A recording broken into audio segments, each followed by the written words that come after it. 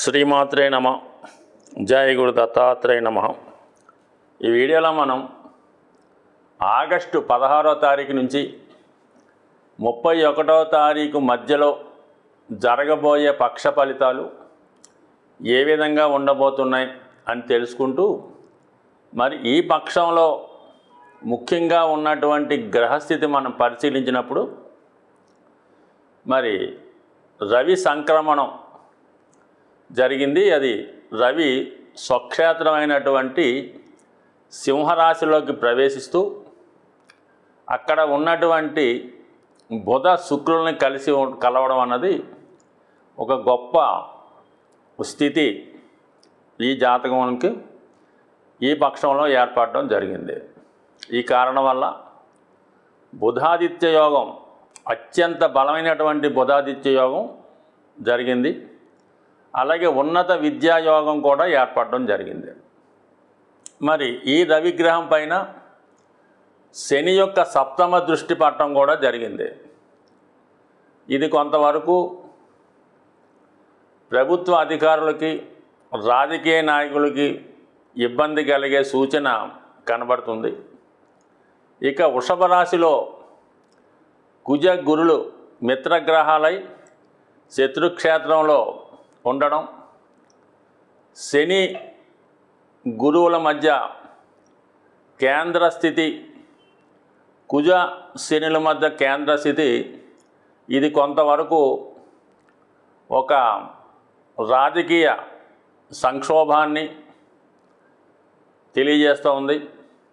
అలాగే కుటుంబ సభ్యుల మధ్య విభేదాలు సూచించే అవకాశాలు ఎక్కువగా ఉన్నాయి. ఇక రాహు కేతువులు, కేతువు కన్యారాశిలో సంచరించడం జరిగింది. ఇది ప్రజల యొక్క ఆరోగ్యం మీద ఎక్కువ ప్రభావం చూపుతూ ఉంటుంది. కొన్ని అంటువ్యాధులు లాంటివి ప్రబలే అవకాశం ఉన్నది. అలాగే మరి రాహు మీనరాశిలో సంచరించడం వల్ల ఆధ్యాత్మిక కేంద్రాల్లో అవినీతి కార్యక్రమాలు లాంటివి జరగడం, అలాగే కొన్ని ఆధ్యాత్మిక సంస్థల్లో కానీ దేవస్థానాల్లో కానీ అవినీతి లాంటివి జరగడం, కొంతవరకు వ్యతిరేక కార్యకలాపాలు అందులో ఉన్నటువంటి ఉద్యోగులు చేయడం వల్ల కొంత ఇటువంటివి బయటపడి ఇబ్బందులు లాంటి మన యొక్క సంస్కృతికి మచ్చ తెచ్చే విధంగా జరిగే అవకాశం ఉన్నది. అయితే ఆర్థిక పరంగా మనీ టైట్ ఏర్పడుతుంటుంది.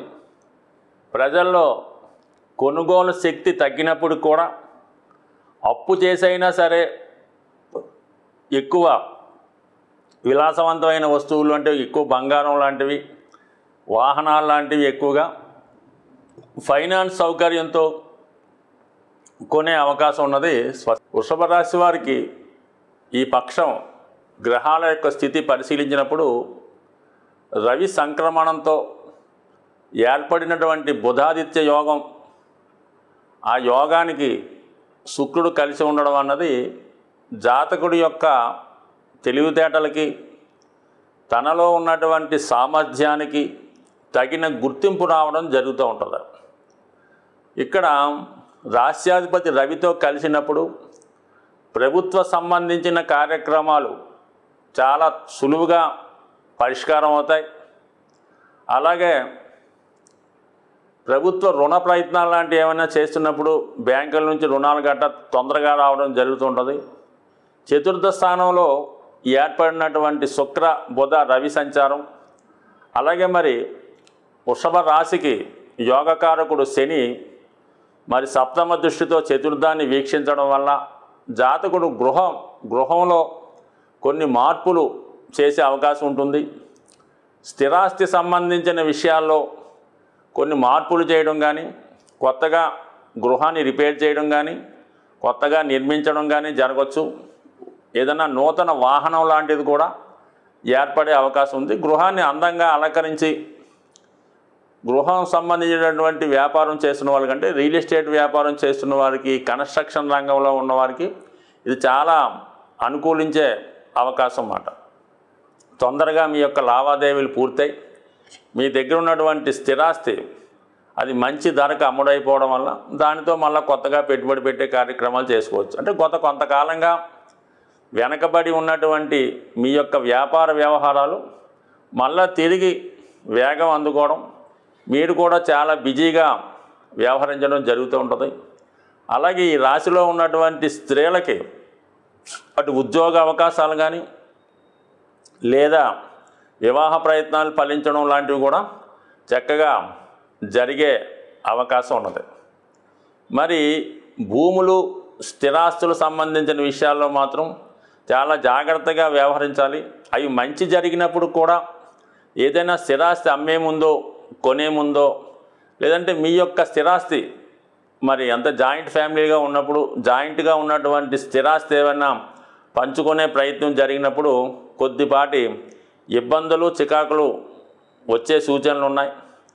కొంతవరకు మీ యొక్క ఆస్తితో సంబంధం లేని వ్యక్తులు మీపై ఏదైనా అంటే ఆస్తి మీద ఏమైనా గొడవలు పెట్టుకోవడం కానీ వాళ్ళకి కూడా కొంత భాగం ఇమ్మని కోర్టుకి వెళ్ళడం కానీ పెద్ద మనుషులతో సంప్రదించడం కానీ అంటే ఆ లావాదేవీలు జరగకుండా అడ్డు తగులుతూ ఉంటారు. అంటే మీ ఆస్తిని మీరు అమ్ముకున్నా లేదంటే మీకు వారసత్వంగా వచ్చినటువంటి ఆస్తిని మీరు పంచుకోవాలన్నా కూడా కొంత ఇబ్బందులు కొన్ని సమస్యలు ఎదుర్కోవాల్సి ఉంటుంది. మరి కొంతవరకు దాన్ని సామరస్యంగా పరిష్కరించుకుంటేనే చాలా వరకు అక్కడికి ఆ సమస్య పరిష్కారం అవుతుంది. లేని విషయంలో అది అలా మళ్ళా తిరిగి వాయిదా పడి కొంతకాలం పాటు అది ముందుకు వెళ్ళిపోయే అవకాశం ఉంటుంది. కాబట్టి ఏదైనా తప్పనిసరి పరిస్థితుల్లో ఏదో విధంగా సెటిల్మెంట్ చేసుకుంటేనే మంచిది. సో ఏదైనప్పుడు కూడా మీ యొక్క వస్తువుల మీద మీ యొక్క ఆస్తి మీద ఇతరుల యొక్క కన్ను పడే అవకాశం ఉంది. ఏదో విధంగా మీ నుంచి అవి లాక్కునే ప్రయత్నం చేస్తూ ఉంటారు. కాబట్టి సాధ్యమైనంత వరకు సామరస్యంగా వ్యవహరించండి. ఏదైనా మీరు 10 మందికి తెలిసే విధంగా కూడా కాకుండా గుట్టుగా వ్యవహరించడం మంచిది. రాశి యందు ఉన్నటువంటి కుజగురులు చాలా వరకు ప్రభుత్వ ఉద్యోగులకి పనిలో అధిక ఒత్తిడి ఏర్పడుతుంది. ఎంత కష్టపడినా కూడా అధికారులకి సరిగ్గా సాటిస్ఫై చేయలేకపోతుంటారు. ఎక్కువగా బ్యాంకింగ్ రంగంలో ఉద్యోగం చేస్తున్న వారికి ఎక్కువగా పని ఒత్తిడి కలిగే అవకాశం ఉంది. అయినప్పుడు కూడా దాని ప్రభావం మీకు అభివృద్ధి ఇప్పుడు ఎంబటినే రాకపోయినా అతి తొందరలో దాని యొక్క ఫలితంతో మీకు ఉద్యోగంలో ప్రమోషన్ కానీ ఉన్నత స్థితి కానీ వచ్చే అవకాశం ఉంది. కాబట్టి దాన్ని జాగ్రత్తగా కష్టపడి యూటిలైజ్ చేసుకుంటే ఫ్యూచర్లో మంచి డెవలప్మెంట్ పొందే అవకాశం ఉంది. సో ఏదేమైనా మీకు మీ యొక్క వృత్తిలో మీ యొక్క సొంత విషయాల్లో కుటుంబ విషయాల్లో కొంతమంది శ్రేయోభిలాషులుగా ఉంటూనే మీకు ఒక చెడ్డ సలహాలు ఇస్తూ ఉంటారు. అది ఎట్టి పరిస్థితుల్లో కూడా అమలు చేయకండి. దానివలన టెంపరీగా లాభం వచ్చినప్పుడు కూడా ఫ్యూచర్లో నష్టపోయే అవకాశం ఉంటుంది. ప్రతి నెల కూడా ఏదో ఒక పండగ వస్తూ ఉంటుంది.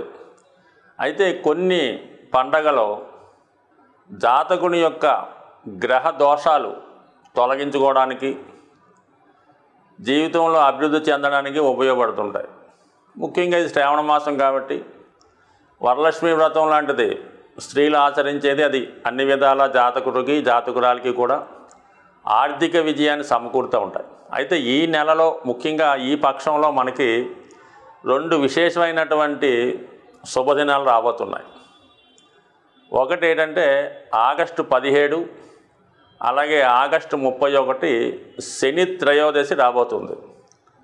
ఈ పండగ జాతకుడు ఏ రాశి వారైనా శని యొక్క ప్రభావం నుంచి బయటపడడానికి, శని ప్రభావం అంటే కేవలం గోచారరీత్యా శని యొక్క ప్రభావం కాకుండా వ్యక్తిగతంగా ప్రతి వ్యక్తికి కూడా శని యొక్క ఇబ్బందులు కొన్ని ఉంటాయన్నమాట. అవి ఏంటంటే జాతకుడికి వ్యసనాల మీద ఆసక్తి, ఏదో ఒక బలహీనత, అప్పులు ఉండడం, బద్ధకం ఉండడం, నిజాయితీగా వ్యవహరించకపోవడం, సరైనటువంటి వస్త్రధారణ చేయలేకపోవడం, అలాగే దైవాన్ని పెద్దల్ని దూషించడం, ఇవన్నీ కూడా శని యొక్క లక్షణాలు. ఈర్ష్య, అసూయ, ద్వేషం, కోపం ఇవి కూడా శని యొక్క ఇబ్బందులు అన్నమాట.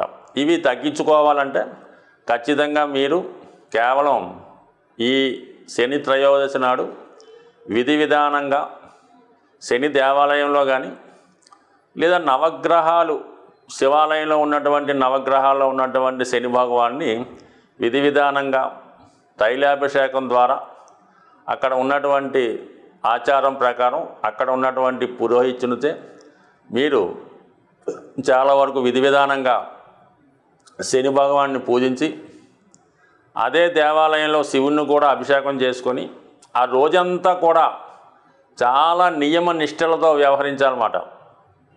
ఆయిల్తో చేసిన పదార్థాలు తినకూడదు, ఇంకా ఉల్లిపాయ వెల్లుల్లిపాయ ఇంకా అటువంటి అసలే వద్దు. ఎవరు ఎంత బలవంతి పెట్టినా కూడా ఎటువంటి మత్తు పానీయాలకు కానీ అలాగే ఇతర ఆహార పదార్థాలు ఎట్టి పరిస్థితిలో కూడా ముట్టుకోవద్దు. మనం పూజ చేసిన ఉదయం నుంచి మర్నాడు సూర్యోదయం అయ్యేదాకా కూడా భూమి మీదే పడుకోవాలంటే కింద పడుకోవాలి. సంసార సుఖానికి చాలా దూరంగా ఉండాలి.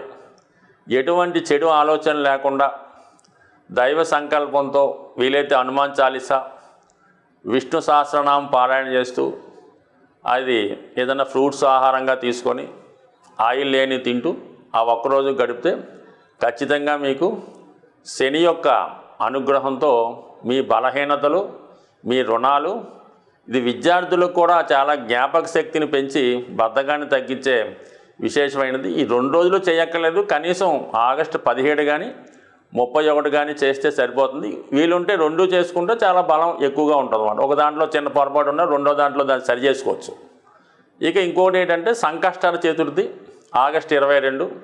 ఇది కేతు ప్రభావం నుంచి తప్పించే ప్రయత్నం జరుగుతూ ఉంటుంది. అంటే కేతు వైరాగ్యాన్ని కారకుడు, ఏదొచ్చినా కూడా చేయదాకా రాదన్నమాట. అటువంటి వారు ఈ సంకష్టహర చతుర్థి రోజు విధి విధానంగా గణపతి హోమం కానీ గణపతికి అభిషేకం చేయడం వల్ల సాయంకాలం చంద్రోదయం అయ్యేంత వరకు కూడా ఉపవాసం ఉండి దాని తర్వాత విధి విధానంగా భగవంతుని ప్రసాదం తీసుకొని ఆ రోజు కూడా నియమంగా ఉంటే ఖచ్చితంగా ఈ నెలలో ఈ పక్షంలో వచ్చినటువంటి ఇది ఆచరించడం వల్ల మరి జాతకంలో ఉన్నటువంటి సమస్త సకల దోషాలు సంపూర్ణంగా అయ్యే అవకాశం ఉంది. ఇది ఏ రాశితో సంబంధం లేదు, అందరూ చేసుకుంటే మంచిది. స్వస్తి.